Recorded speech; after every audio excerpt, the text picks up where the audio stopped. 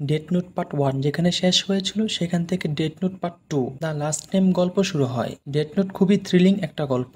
First পার্টের মতো second পার্টে অনেক টুইস্ট আর থ্রিলিং রয়েছে। যাদের কাছে প্রথম পর্ব ভালো লেগেছে তারা সেকেন্ড পার্ট অনেক এনজয় করবে। এক্সপ্লেন ভালো লাগলে এই ছোট্ট চ্যানেলটি সাবস্ক্রাইব করার অনুরোধ রইল।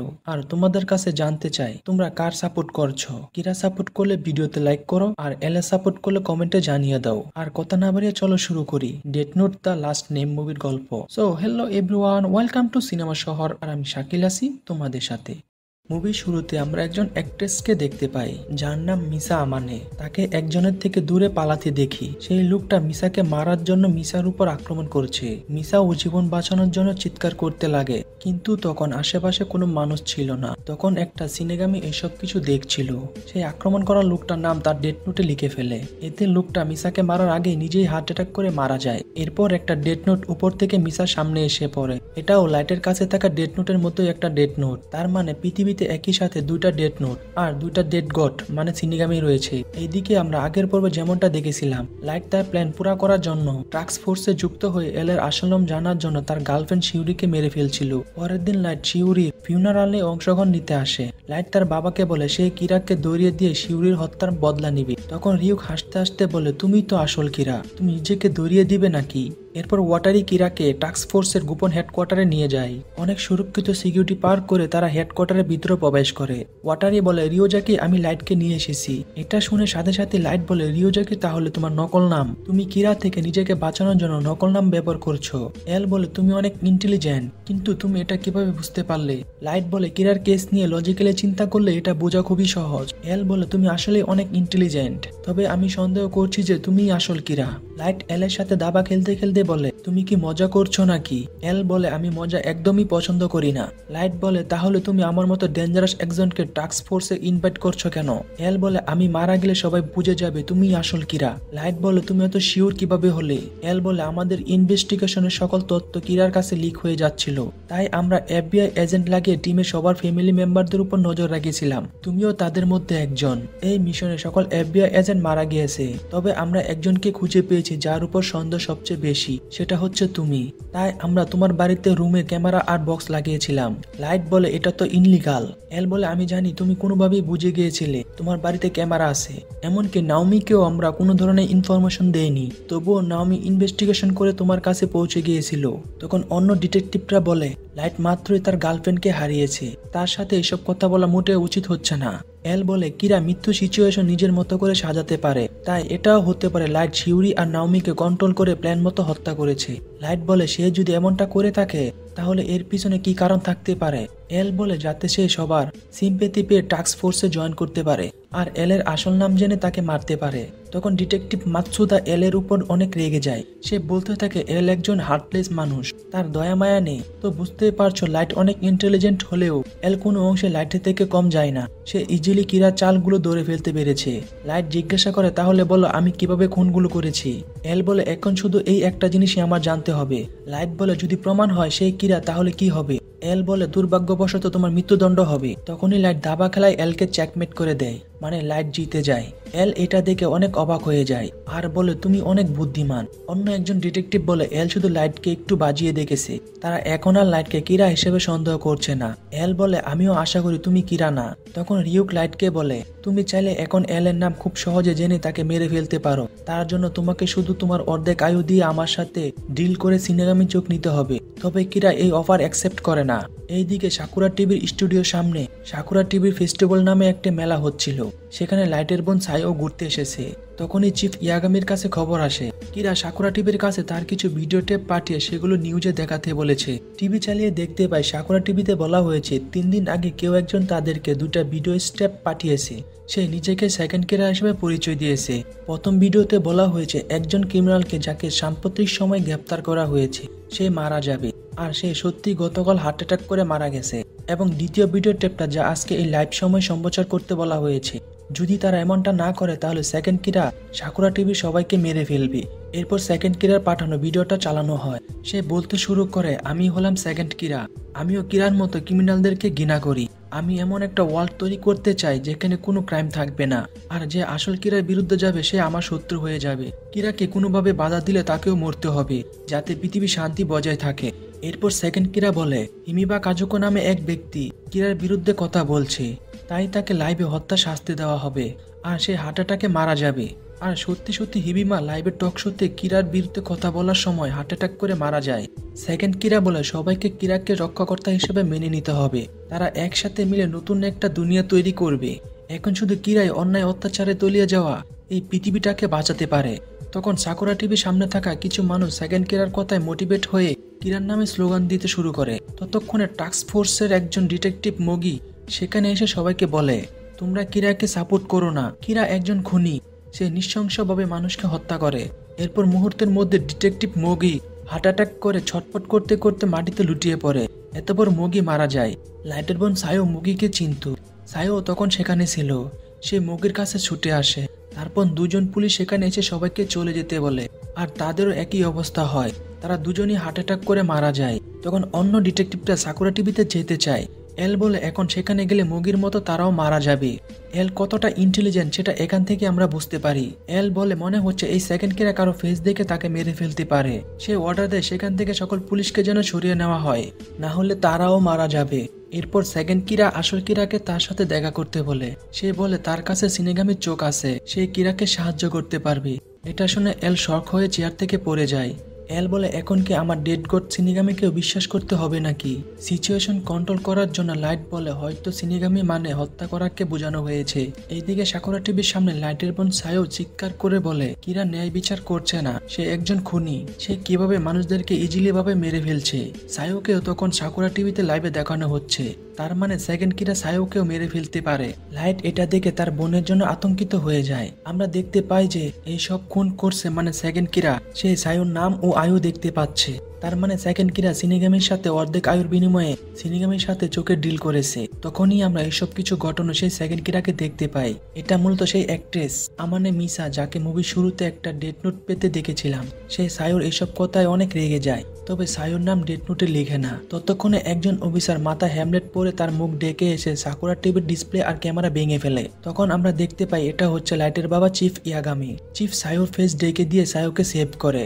এরপর ভিতরে গিয়ে বয় দেখে সাকুরা টিভি সম্প্রচার বন্ধ করে দেয়। এরপর চিফ কল করে বলে সেকেন্ড কিরা পাঠানো ভিডিও ট্যাপগুলো জব্দ করা হয়েছে। লাইট দ্রুত তার বাবা আর বোনকে দেখার জন্য সেখানে যেতে থাকে। লাইট বলে সেকেন্ড কিরার কাছে সিনিগামির চোখ আছে, যদি সে আসলে কিরা সাপোর্টার হয়ে থাকে তাহলে সিনিগামির চোখ ব্যবহার করে ইজিলি এলকে মেরে ফেলা যাবে। তাই এল এর আগে সেকেন্ড কিরাকে খুঁজে বাইর করতে হবে। মিসা মূলত সাকুরা টিভি স্টুডিওতে তার নতুন গান রেকর্ড করতে এসেছিল, মানে সে সাকুরা টিভি দ্বিতীয় তালাতেই ছিল। লাইট সেখানে এসে তার বাবার বোনের সাথে দেখা করে। একই সময় মিসা উপর থেকে নিচে নামছিল, তখন মিসা লাইটকে দেখতে পায়। মিসা সিনিগামি চোখের কারণে অন্যদের নাম আর আয়ু দেখতে পাচ্ছিল, কিন্তু লাইটের নাম দেখতে পাচ্ছে কিন্তু আয়ু দেখতে পাচ্ছে না। তখন মিসা বুঝে যায় লাইট ইয়াগামি হচ্ছে তার বস, মানে আসল কিরা। কারণ যার কাছে ডেথ নোট থাকে তার আয়ু অন্য ডেথ নোটের মালিক সিনিগামি চোখ দিয়েও দেখতে পায় না। এভাবে মিসা আসল কিরাকে খুঁজে পায়। এইদিকে ভিডিও ট্যাপে থাকা ফিঙ্গারপ্রিন্ট পরীক্ষা করে ডিটেকটিভরা জেনে যায় যে সেকেন্ড কিরা হচ্ছে একটা মেয়ে। এল বলে এমনও হতে পারে আসল কিরা তাদেরকে কনফিউজ করার জন্য এসব করছে, যাতে সে বোঝাতে পারে সে ছাড়াও কিরা আছে।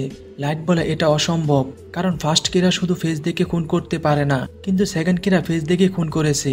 এমনকি ভিডিও ট্যাপগুলো চাইল্ডিশ ছিল, তার মানে সেকেন্ড কিরা অনেক বোকা আর প্রথম কিরা থেকে আলাদা।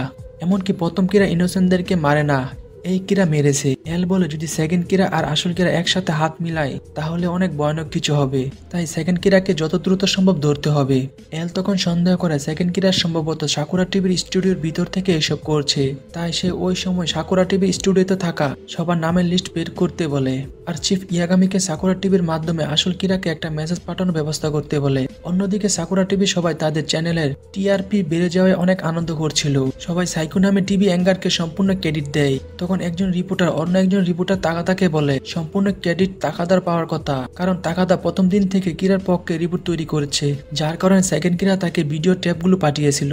তাকাদাকে সাইকোর জায়গায় থাকার কথা। তখন তাকাদা বলে সাইকোর জায়গায় যেতে হলে ম্যানেজারের সাথে কম্প্রোমাইজ করতে হতো, যেটা সে করেনি। সাইকো কম্প্রোমাইজ করেছে তাই সে অ্যাঙ্গার হয়েছে। এদিকে মিসা ইন্টারনেটে সার্চ করে লাইট ইয়াগামির সকল ডিটেলস বের করে ফেলে। এক দেখাতে সে লাইটকে পছন্দ করে ফেলেছে। ডিটেকটিভরা সেদিন সাকুরা টিভির স্টুডিওতে থাকা সবার আইডেন্টি আইডেন্টিটি বের করে ইনভেস্টিগেশন করতে শুরু করে, যাদের মধ্যে আমানে মিসাও একজন।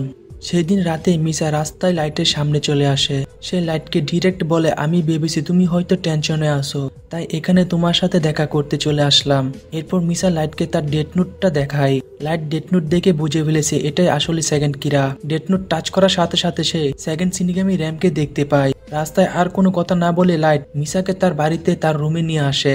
লাইট জিজ্ঞেস করে সে কিভাবে জেনেছে লাইট হচ্ছে আসল কিরা। মিসা বলে সে তার অর্ধেক আয়ু বিনিময়ে সে সিনিগামী চোখ নিয়েছে। সে অন্যদের আয়ু দেখতে পেলেও লাইটের আয়ু দেখতে পায়নি। এটা ভেবে সে বুঝে গেছে লাইটের কাছেও ডেথ নোট আছে, তার মানে লাইটই হচ্ছে আসল কিরা। এই ব্যাপারটা কিন্তু লাইট নিজেও জানতো না। তখন লাইট রিউককে বলে তাকে এই রুলসটা জানালো না কেন। রিউক বলে লাইট তো কোনো সময় জানতেই চায়নি। এরপর মিসা লাইটকে তার পরিচয় দেয়, সে মোটামুটি অনেক ফেমাস। লাইট বলে মিসা বাচ্চাদের মতো কাজ করেছে, সে খুব সহজে ধরা পড়ে যাবে, আর সে ধরা পড়লে লাইটও সহজে ধরা পড়ে যাবে, তাই তারা একসাথে কাজ করতে পারবে না। মিসা বলে সে তার চোখ দিয়ে এলের নাম জেনে এলকে মারতে পারবে এবং সে এখন থেকে লাইটের কথা মতো কাজ করবে, এতে পুলিশের কাছে সে ধরাও পড়বে না। লাইট বলে পুলিশ অলরেডি মিসার ফিঙ্গারপ্রিন্ট পেয়ে গেছে। তখন মিসা বলে সে এতটা বোকা না, ভিডিও টেপে থাকা ফিঙ্গারপ্রিন্ট অন্য একটা মেয়ের। তাও যদি লাইট অবিশ্বাস করে মিসা তার ডেথ নোটটা লাইটকে দিয়ে দেয়। যদিও সে লাইটকে ডেথ নোট দিয়ে দিয়েছে, তবুও যতক্ষণ পর্যন্ত মিসা ডেথ নোটের মালিকানা নিজের ইচ্ছায় না ছাড়বে ততক্ষণ পর্যন্ত ডেথ নোটের মালিক থাকবে এবং সিনিগামী চোখ ব্যবহার করতে পারবে। এভাবে সে এলের নাম জেনে লাইটকে সাহায্য করতে পারবে। মিসা বলে লাইট যদি সে নিজের কাজেও ব্যবহার করে তবুও সে খুশি থাকবে। মিসা আরও বলে প্রয়োজন হলে যেন লাইট মিসার নাম ডেথ নোটে লিখে মিসাকেও মেরে ফেলে। এর বিনিময়ে মিসা শুধু লাইটের গার্লফ্রেন্ড হতে চায়। লাইট জিজ্ঞাসা করে সে এইসব কেন করেছে। তখন র্যাম মিসার অতীতের একটা ঘটনা বলে।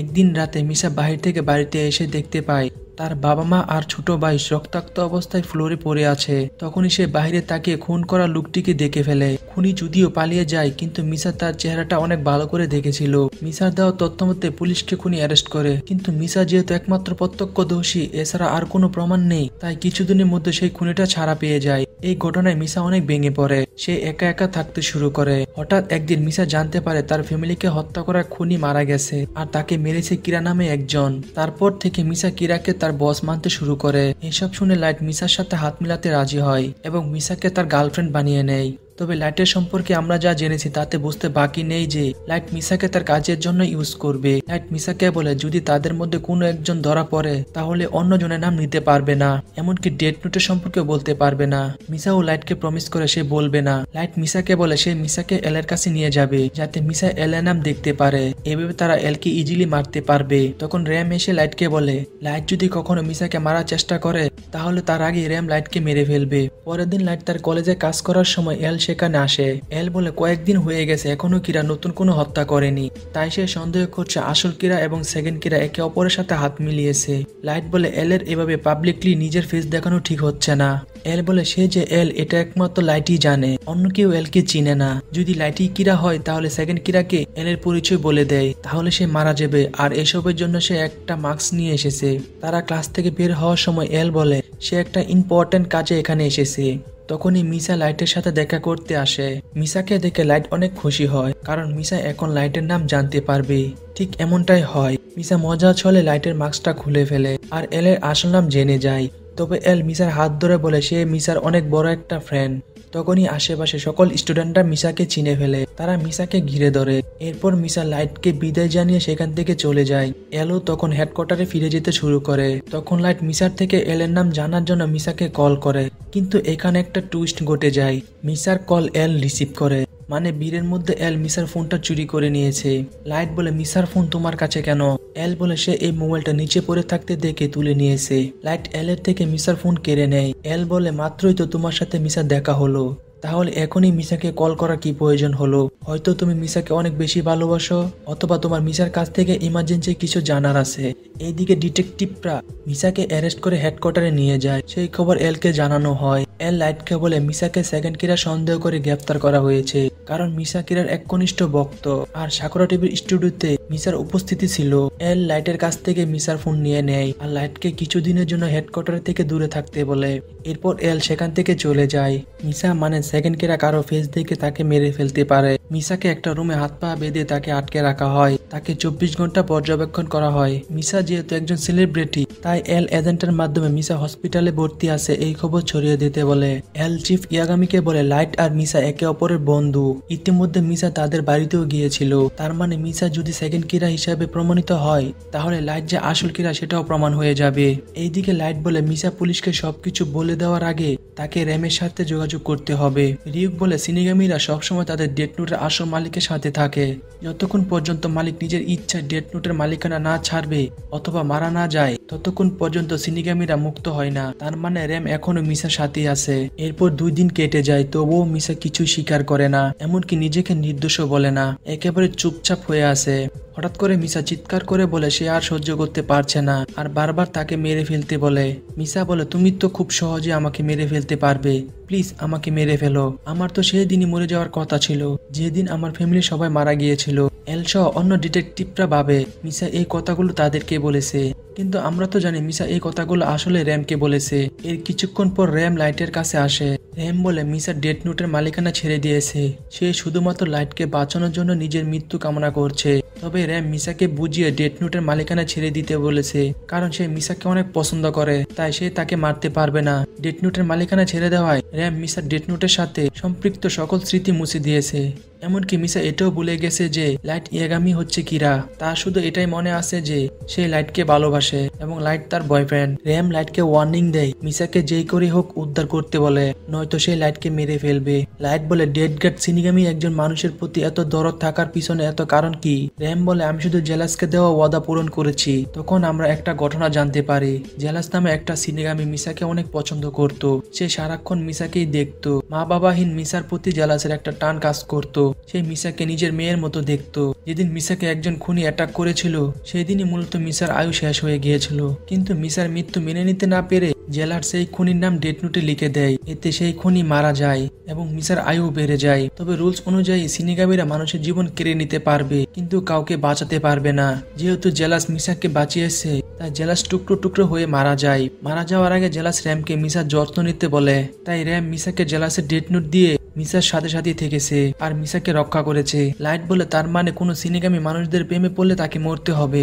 র্যাম আবারও লাইটকে বলে যদি সে মিসাকে না বাঁচায় তাহলে সেই লাইটকে মেরে ফেলবে। লাইট বলে এটা ভুলে যেও না, যদি আমি মারা যাই তাহলে মিসাও নিজেও মারা যাবে।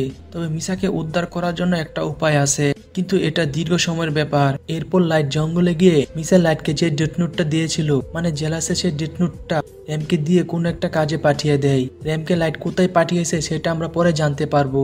এরপর লাইট সে নিজের ডেথ নোটটাও জঙ্গলের মাঝে একটা বক্সে রেখে মাটি চাপা দিয়ে দেয় আর রিউককে বলে যখন সে বলবে আমি ছেড়ে দিচ্ছি তখন যেন রিউক বুঝে নেয় যে সে ডেথ নোটের মালিকানা ছেড়ে দিয়েছে, মানে লাইট এখান থেকে অনেক বড় কিছু একটা প্ল্যান করেছে। এদিকে মিসা যেহেতু ডেথ নোটের সকল স্মৃতি ভুলে গেছে তাই সে বুঝতে পারছে না তাকে কেন এখানে আটকে রাখা হয়েছে। সে ভাবে তাকে কিডন্যাপ করে এনেছে। এতদিন চুপচাপ থাকা মিসা এখন চিৎকার করে চেঁচামেচি করতে শুরু করে, যা এল এবং অন্যদেরকে কনফিউজ করে দিয়েছে। তখন লাইট হেডকোয়ার্টারে এসে বলে সে ভাবছে সেই হয়তো কিরা, কারণ সে আগে থেকে চারদিকে গোটা অন্যায় অবিচার নিয়ে ভাবতো। হতে পারে তার মাল্টিপল পার্সোনালিটি ডিসঅর্ডার আছে, অর্থাৎ সে নিজেই কিরা কিন্তু সে নিজেও জানে না। তাই সে নিজেকে মিসার মতো পর্যবেক্ষণে রাখতে চায় যাতে সে কনফার্ম হতে পারে। লাইটের বাবা বলে একবার তাকে পর্যবেক্ষণে রাখা হয়েছে, সে কিরা না, তাই এসবের আর কোনো প্রয়োজন নেই। তখন অন্য একজন অফিসার বলে তখন লাইটকে শুধু বাড়িতে পর্যবেক্ষণ করা হয়েছিল, লাইট বাইরের বাহিরে কি করেছে সেটা তারা জানে না। তাই সিদ্ধান্ত হয় লাইটকে মিসার মতো আটকে রাখা হবে। কিন্তু এর মাঝে যদি আসল কিরা কোনো ক্রিমিনালকে হত্যা করে তাহলে প্রমাণ হবে লাইট কিরা না। লাইট এবং মিসা দুজনকে মুক্তি দেওয়া হবে। আর ডেথ নোট পার্ট 2 এখানে শেষ হয়ে যায়। মূলত death note the last name মুভিটা একসাথে এক্সপ্লেন করলে প্রায় 40 মিনিটের মতো লং টাইম ভিডিও হয়ে যায়। তাই আমি মুভিটাকে 2টা পার্টে ভাগ করেছি। তবে যত দ্রুত সম্ভব এই মুভির বাকি অংশ নিয়ে আসার চেষ্টা করব।